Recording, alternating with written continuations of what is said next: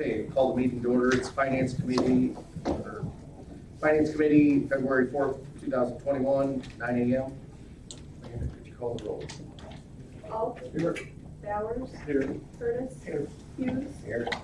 Young. Here. McTaggart. Here. Now I'll call the meeting to order. We have a motion to approve the agenda. Mr. Hall, second by Mr. Hughes. All in favor? Aye. Okay, we'll move on to public comments. Hearing none, we'll move on to Iron Onion and the general liability insurance update. I really don't have anything. We're looking at some other options. For your cyber liability, we've got a company that came in we're looking at that looks attractive. I'll get with the board, see if it's something you want to look at. Okay. Other than that, is there anything for me? Okay. Thank you. Thank you. Okay, move on to Susie. Things have been quiet on our end. Not too many clean issues happening right now. We will have, hopefully for next meeting, the first quarter clean report, just to show how the group's running so we can get an idea, see how things look. And then we will have that each quarter going forward, so at least we'll have an idea on how things are gonna go for the renewal next year, or later this year. But other than that, nothing. Anything for me? No? No? Okay, thank Take you. care. Okay, department head reports. Bree? Don't really have much. Just getting ready for the next election, so we're gonna have a few polling place changes due to COVID, so that's going to be increased postage expense. But other than that, we're rocking and rolling. Do you have to change them from this fall? Because of COVID, we have to change, because they were temporary polling places, so we have to send notice out again and that sort of thing. Okay. Kurt? I don't have anything at this time. Sheriff? Yeah. 2 COs hopefully heading to Corrections Academy on Sunday for 5 weeks. So they've been having fewer academies with fewer cadets because of COVID, but now they're starting to open up again. So we got the notice probably middle of January that they had 2 spots open. So we've got some part-time people that are getting trained that are going to hopefully fill in for some of the hours, but and then I don't know, we'll probably talk about it at the board meeting. Then I'll just bring up the negotiations with Anarga and Gilman have stopped right now, at least from Gilman's side. I got a call from them last week that they're not interested in pursuing that at this point. So that's where we're at with that. Okay. I guess then we'll move on. Jill, do you have anything? Just an update on the audit. We're continuing to work on it. They are done on site unless something comes up and they need to come back out. We're on time, we're on schedule this time, so we're hoping to get it completed by the end of March is the expected date. Good. That's good. Big improvement. Good job. Eric? Got one new hire that began on January the 18th. So far, so good, doing well. He's expected to go on the board alone in March. So hopefully by the end of this month, he'll be fully trained, ready to go. See a reduction in overtime, so on and so forth. It is a liquid number, it's going to depend on his training. But at the end of the day, we're eyeballing about March area to help sort that problem out. Very good.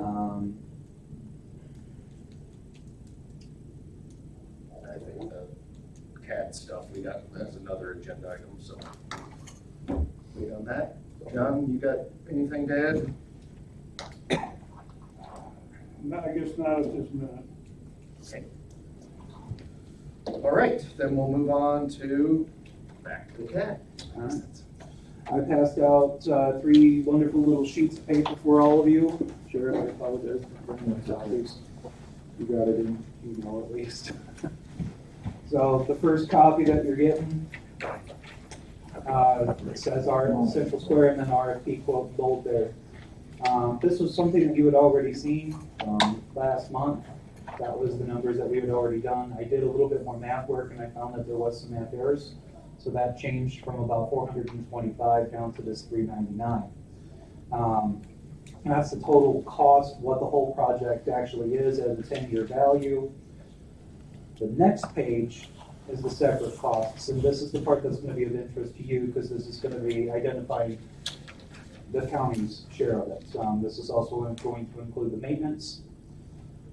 Your 10-year cost is going to be $115,711.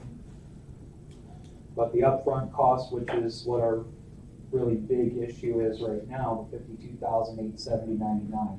Now that's going to be broken out again in 50%, 30%, 20%.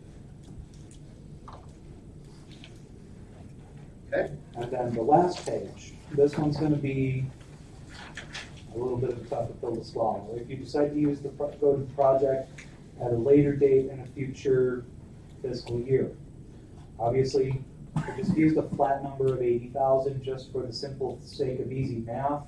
That's about the best guess that we have without actually going after a quote for it. And then maintenance, this is at 22%. So year 2 is 22% of that 80,000. There's some latitude in there. They said between 18 and 22. I figured it was best to show you the worst case scenario. So anything else is better. You would essentially more than double your 10-year cost if you were to choose to do this project in a separate year. So I hate to back you into a corner like that, but it is what it is. Okay, and then, I guess, I don't know, Joe,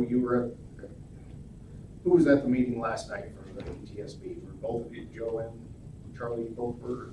I guess between the three of you, as board members and as director, what was the discussion there in regards to this, and what's the ETSB board's?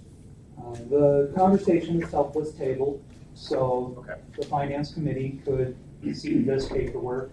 It's just a unfortunate situation. We meet the night before this meeting, so when I was asked to give additional numbers for food for thought, we knew we were going to end up tabling that conversation last night. I presented this same paperwork so they knew what I was presenting, so there was some understanding of what was going on.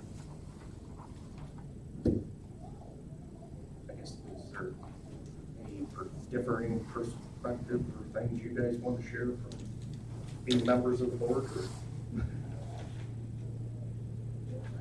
I guess maybe I'll say, and this is my one personal opinion, and I've told Eric this, I guess I don't know enough about it. It's my feeling just from a budget finance perspective is that we just started the new fiscal year. I get that there's reasons why it wasn't in the budget and whatever, and we can hash all those ones out, and it really doesn't matter. My opinion would be is if it's not broken and it's working sufficiently, maybe not, there's better versions, but it's doing the job, that we don't reopen the budget and spend, in our case, another $50,000 this year, or 25 or whatever it's gonna be. But commit to another 53,000 and we wait till this budget year, the budget process takes place and do it kind of in a more standard way. I mean, to me, reopening the budget is saved for emergency, oh shit, the thing, excuse my language, the thing broke in the middle of the night and we need to do something about it. And from what I'm gathering, we're not at that point with where we're at right now. And I don't think would even want to set a precedent that we're gonna manage or plan or control the budget in that manner. Is my opinion. It's one opinion. I agree with Is you. what you paid for it, but that's kind of how how I view it. And I think we should go through the standard process, and I understand that it didn't go through the standard process for a host of reasons. One may be that, I think years ago when, if I understood you right, Eric, when we spoke on the phone, this was paid for entirely by the ETSB at that time. So there was 20 years ago, it never impacted the county board, so that's why maybe we weren't ever consulted about it. But if the ETSB board doesn't want to pay 100% for it, then I guess it is in our lap, and I feel like we got to go through the standard process that we go through unless we're in an emergency situation. But I think the fact that there's a third sheet that says we do it a year later indicates, and we've talked about it, it isn't an emergency. So that's my opinion on it. But that's one opinion out of, I guess, 20. or 6 or 7 on this committee. You said you kind of agreed with that, Joe. I kind of cut you off there. If anybody's got any other thoughts, or Charlie, you got any thoughts? I know you've been out, so maybe you hadn't been. The only question is, what's the percentage of whether it breaks down this year or not? That's a problem. Could develop for next year. The likelihood of our current system breaking, we're still paying maintenance on it. So even if we get into an OSM, we still have the maintenance costs that we're paying for like normal. So Central Square, Emergitech would still be responsible for helping us with the system and telling us, hey, the system's shot, we need to do a full replacement. Hey, we can fix this, here's the timeline. So we still have that as an option. It's not a do or die moment. They're not talking the word sunset on the program today. Could that be in a year? Maybe. Could be in 5, could be in 10. I don't know until they. Well, and I think that's we're paying whatever, $20,000 a year to maintain this thing. 36,000. Might as well leave it that way. Well, that would be my opinion, is that we're paying for them to maintain it. It's not causing day-to-day issues with our performance per se. I think that's the reason why we're paying the $20,000, whatever it is, $30,000 a year. $36,000 for the maintenance. $36,000 a year is for them to make sure it doesn't fail us in the middle of the night. And if it does, they're gonna stand behind it because they're getting paid that money, is my opinion. And the other thing with that, as far as them sunsetting it, or obviously it is getting age on it, and is that they're not gonna, and I've talked about this with Eric and the sheriff and both, but I can't see a technology company, especially one that's giving us a quote for another 10-year plan, shutting it off in the middle of the night or sunsetting it or saying, oh, no, this is obsolete and you don't have enough time to implement the new one. There's a huge financial incentive for them to make sure we keep paying them money. And as long as, even if they want to say, look, that thing's too old, we're canning it, they got an incentive to work with us to make sure we get to the new platform and not leave us hanging, because otherwise we'll go to somebody that isn't going to leave us hanging, because we don't want to do business with those kind of people if they're just going to leave you in the middle of the night. I guess so. When this comes up again, should we get bids on it from other companies as well? Well, I think Eric did do that. We already did that in the RFP for the ETSB. We got a total of 5 different bids. This seemed to be, this was my recommendation to the board, and this seemed to be the one that ETSB was most interested in pursuing. The ETSB can decide to equally just go ahead and say, we're going to shut down the project until whatever fiscal year, and make sure the county is included in a more timely manner. Well, and I think just from a process perspective, that's the way we should do it, especially if it's not hurting us per se. And I think that's a budget discussion as far as I'm concerned. Well, I would make a motion, or ask somebody to make a motion to say, we recommend back to the ETSB board that we table this until we discuss it during the budget time. Or And,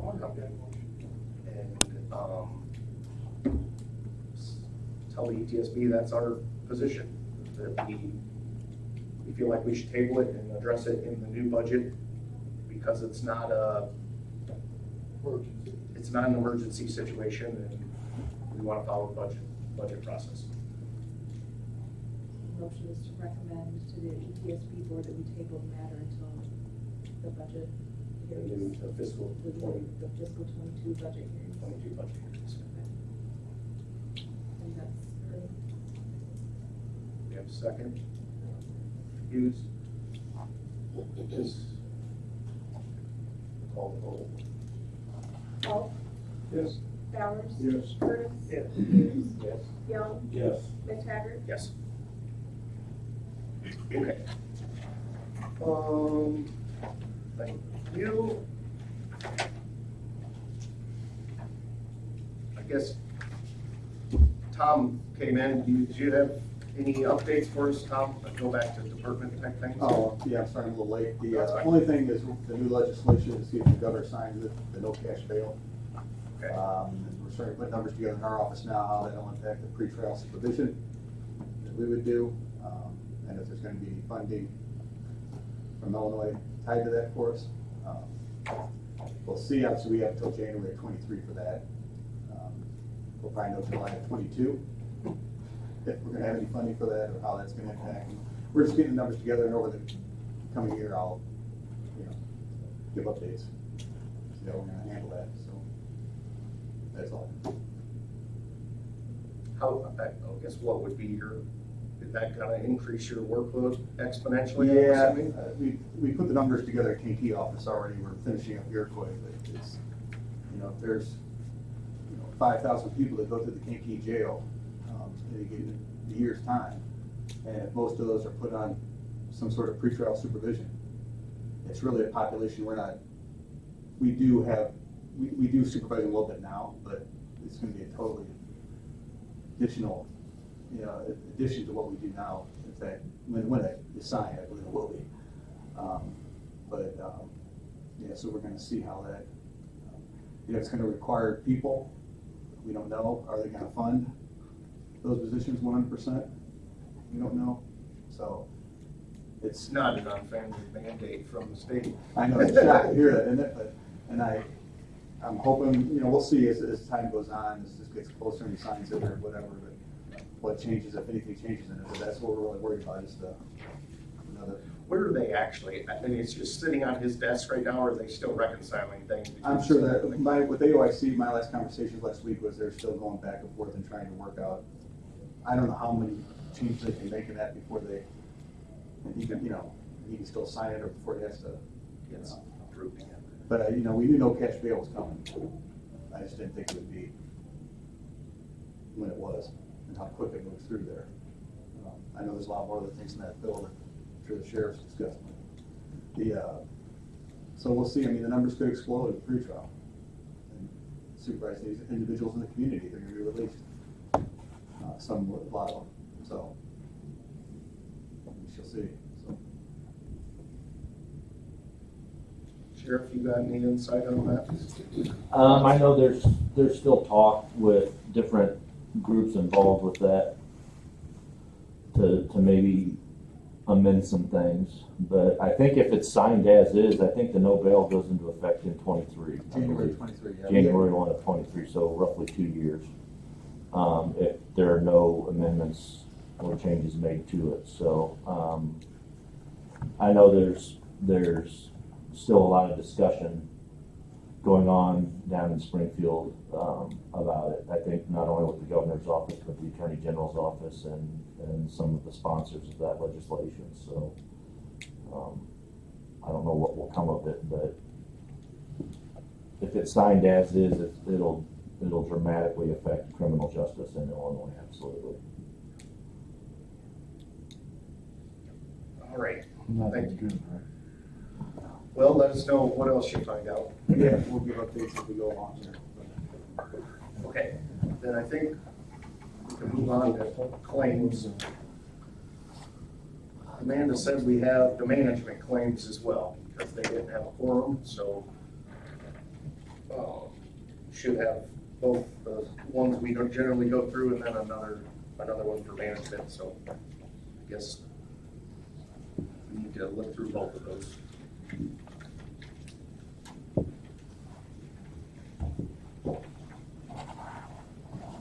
I think there was an issue with the email or something, so we didn't get them ahead of time, so I guess take as much time as you want or need to.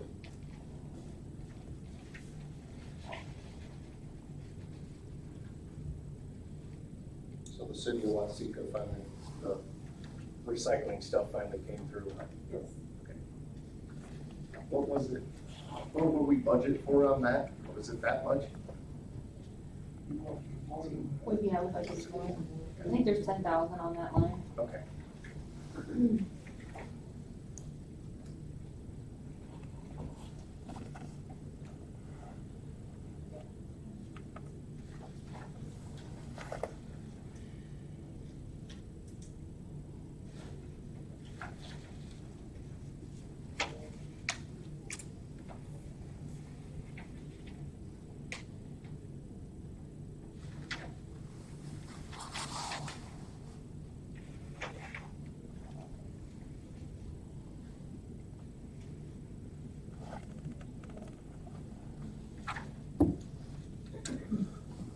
Anybody have any questions? We have to have two separate motions, we just do it all as one. Yes. Just one. Okay. Second. Yes, we have a motion and a second to approve the claims. Take a vote. Alt, Yes. Bowers. Yes. Curtis. Yes. Hughes.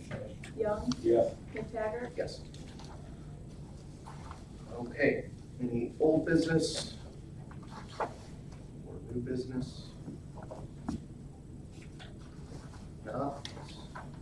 We'll have a motion to adjourn. Second, Bowers, Young and Bowers, all in favor? Aye. Very good.